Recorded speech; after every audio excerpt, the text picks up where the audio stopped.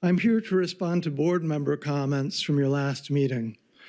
First, there is no such thing as a transgender child. These are girls and boys struggling with autism, trauma, and depression who are being deceived and exploited. If you believe otherwise, tell me plainly what a transgender child is without resorting to lies and ridicule. Jennifer Bishop, you mocked me by suggesting that my research consisted of scrolling down that Google search and laughed. You lied.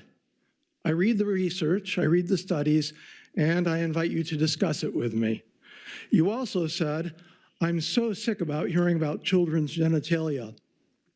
No one mentioned children's genitalia. Check the transcript. You lied to smear us with a lewd insinuation, and it's cruel to speak so lightly about children's genitalia when so many young people suffer chronic pain and sexual dysfunction from puberty blockers and cross-sex hormones. Mr. Claffey said, read about the Dutch studies, how that's been discredited. If he had read about them, he would know that Dutch studies documented experiments where doctors used social transition, chemicals, and knives to try to turn girls into boys and boys into girls. And of course, they've been discredited. That was my point. He said, I don't think our nurses are providing puberty blockers. Certainly teachers aren't performing surgery. Nobody said they were. By teaching students that they might be in the wrong bodies, Nashua schools groom other people's children for medical experimentation with their genderbread persons, progress flags, GSA clubs, hallway displays, and anything but safe spaces. I appreciate his comment. I didn't hear anything about the L or the G or the B, just the T's. The LGB Courage Coalition and Gays Against Groomers are fighting gender ideology in schools because this cult targets gender nonconforming children. They consider this the cruelest form of gay conversion therapy. None of you has found the courage to talk to me directly instead of mocking me among yourselves, although I've consistently invited you to do so. I hope that parents see how entrenched you are in this destructive and incoherent ideology and protect their children. If you wanted to learn more about what's happening with gay people fighting this, the Wall Street Journal earlier this month had an article, The Growing Divide in the Rainbow Coalition. More gay people are speaking out against gender ideology of trans and queer activists. Again, I invite you to discuss this with me personally, especially instead of making fun of me or misrepresenting what I'm saying among yourselves. Thank you. Asked for feedback from parents about this board's comments on the Parental Bill of Rights policy. Here's a response from a mom who has sent her children to Nashua Public Schools for many years, and her youngest is still in the school system. One of her children used a different name at school, and the teachers ignored her request that they use the child's given name. She said, what I would say is that their responses are disgusting. Whether we can trust how these adults respond and guide our minor children is the bigger issue. These trusted adults should not be allowed to socially transition our children. This policy is not about parents knowing or not knowing, but parents having a say in how our individual students are addressed when they are at school. These conversations should not be taboo. If a parent does not like the responses, they have options to seek alternate education. It's insulting to think parents don't know what's going on with their child. That's not what this is about. It's about knowing how the trusted adults are responding to the children. It's about parents having a say in what happens while their child or teen is in school. Trusting adults blindly affirming is not harmless to the development of young children and teens. If they're going to side with anyone, they should be siding with parents. Developing teens are known to push limits, and adults should be holding safe limits. Parents should not be seen as the enemy. The public school system will continue to see declining enrollment if they keep demonizing parents. Here's another response to this board's comments from a New Hampshire father. The comments from the Nashua Board of Education in its recent meeting about the parental rights law were breathtaking in both their ignorance and their mendacity. I made the mistake of allowing public schools in Litchfield to educate some of my children. Teachers in the Litchfield School District deceived us as parents as they changed my autistic daughter's name and pronouns without my consent. My daughter's now 22, has been taking testosterone for 2.5 years, in part because of the deceptive actions of Litchfield employees. In addition to the destruction of her beautiful singing voice, my daughter has had consistent liver troubles ever since starting hormones. She's at an elevated risk for liver cancer, stroke, heart attack, and infertility because of these hormones.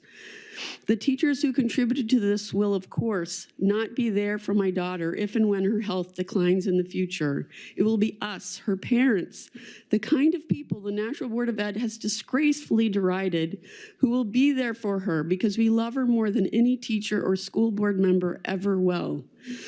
I know my story won't move the members of the Nashua Board of Ed even a little bit, even though there are probably dozens of Nashua parents now living my reality. The Nashua Board of Ed would rather see the destruction of families and of young people's health than admit they were wrong. Shame on every Nashua Board of Ed member. And my response to Rob Johnson's comments, they're trying to force their beliefs onto other people's children. We are speaking up for parents who want their kids to be protected from teachers and administrators who wish to interfere with their children. They aren't your children. Leave the kids alone. I realized I can't go home without saying something about the comments that were made, because what I heard wasn't concern for children. It was a complete dismissal of their lived reality and a fundamental misunderstanding of how gender-affirming care works. Trans children do exist. They exist in our classrooms, our communities, and every corner of this country, and pretending they don't doesn't make them disappear. It just makes them less safe. The idea that teachers should out a child the moment they express anything about their identity is not just harmful, it's dangerous, and it's not what our policy says. Schools are often the only place where some kids get to feel safe enough to say who they are. And if a child isn't ready to talk to their parents, forcing that disclosure isn't support, it's coercion. As for a comment about a child being on testosterone, no teacher, no school board member, no random belief puts an individual on HRT. That process involves parents, medical professionals, multiple evaluations, ongoing oversight. It is not an overnight decision that somebody makes, and the parents are involved in that. Reducing it all to a fault is not only incorrect, it's insulting to the professionals who dedicate their lives to doing this work responsibly. We have a responsibility to protect all students, including transgender students. Part of that responsibility is making sure that they are not erased, dismissed, or weaponized in public comment periods.